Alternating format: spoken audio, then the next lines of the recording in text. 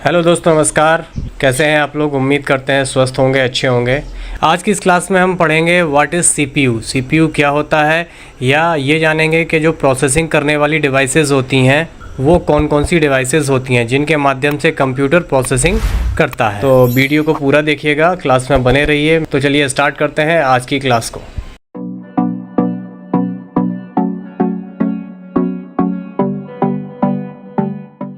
तो अभी हमने यहाँ पे देखा कि हमने आपको सारी इनपुट डिवाइसेस बता दी हैं और आउटपुट डिवाइसेस दे दिए, यानी हमने वो सारी चीजें देख ली जिनके माध्यम से हम कंप्यूटर में इनपुट देते हैं, और वो सारी डिवाइसेस देख ली हैं जिनके माध्यम से हम कंप्यूटर से आउटपुट लेते हैं। अब ये बीच का हिस्सा बचा जिसको हम प्रोसेसिंग डिवाइसेस बोलते हैं, कि कंप्यूटर प्रोसेसिंग कैसे करता है, किन किन डिवाइसेस की मदद से करता है, वो देख लेते हैं। तो जो कंप्यूटर का दूसरा हिस्सा है that is called central processing unit, यानी इसको शॉर्ट में बोलते हैं सीपीयू। सेंट्रल प्रोसेसिंग यूनिट यानी सीपीयू कंप्यूटर का एक हिस्सा है जो सिस्टम के बुनियादी अंक गणितीय यानी मैथमेटिक्स, तार्किक यानी लॉजिकल और इनपुट आउटपुट संचालन करने के लिए कंप्यूटर प्रोग्राम के निर्देश को पूरा करता है। यानी ये देखिए, कंप्यूटर का जो सीपीयू होता है वो इन सारी चीजों को मैनेज करता है। सीपीयू को कंप्यूटर का मस्तिष्क भी कहा जाता है, यानी कंप्यूटर का जो माइंड होता है वो हम सीपीयू को बोलते हैं।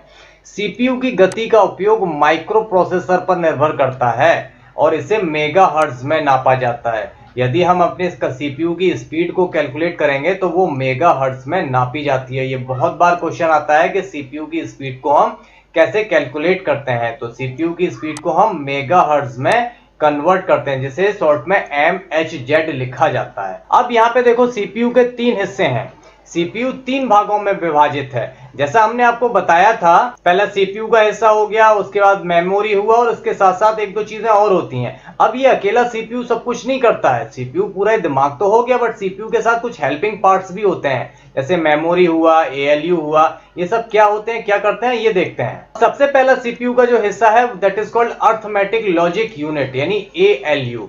कंप्यूटर में एक अर्थमेटिक लॉजिकल यूनिट एक डिजिटल सर्किट होता है जो अंक गणितीय और तार्किक संचालन करता है। यानी कंप्यूटर में जितने भी लॉजिकल और मैथमेटिकल ऑपरेशन होते हैं वो सारे के सारे एएलयू द्वारा ऑपरेट किए जाते हैं। हम जितने भी गणित के काम करते हैं, जितने भी ट्रू फॉल्स करते हैं या लॉजिकल काम करेंगे, वो सारे के सारे एएलयू के डिपार्टमेंट से होते हैं। अकेला सीपीयू कुछ नहीं करता है कि सीपीयू लगा है तो सीपीयू सब कुछ कर लेगा। नहीं, सीपीयू क्या करता है कि सारे कामों को अलग अलग यूनिट्स को डिवाइड कर देता है। जैसे मैथमेटिक्स के काम को उसने एएलयू को डिवाइड कर दिया, ऐसे अलग अलग पार्ट्स को अलग अलग काम डिवाइड कर देता है।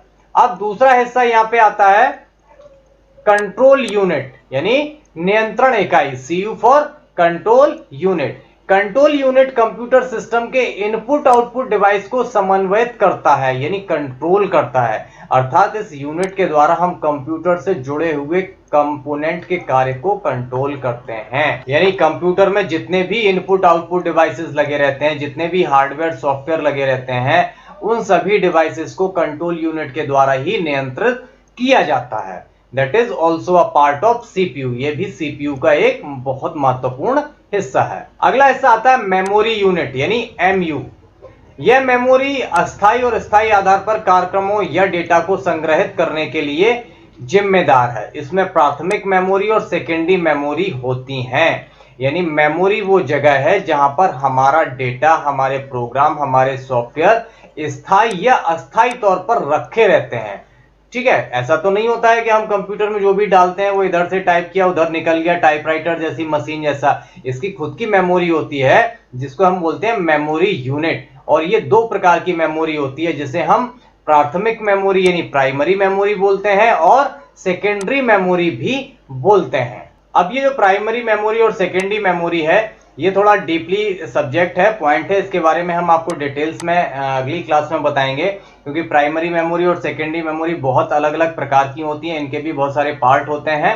तो ये सारी चीजें हम आपको अगली क्लास में बताने वाले हैं। तो उम्मीद करता हूं अभी आपको कंप्यूटर की फंक्शनैलिटी, कंप्यूटर की कार्यप्रणाली समझ में आ गई होगी कि कंप्यूटर काम कैसे करता है, कंप्यूटर के काम करने का तरीका क्या होता है। हमने आपको बहुत अच्छी तरीके से समझाने की कोशिश करी है।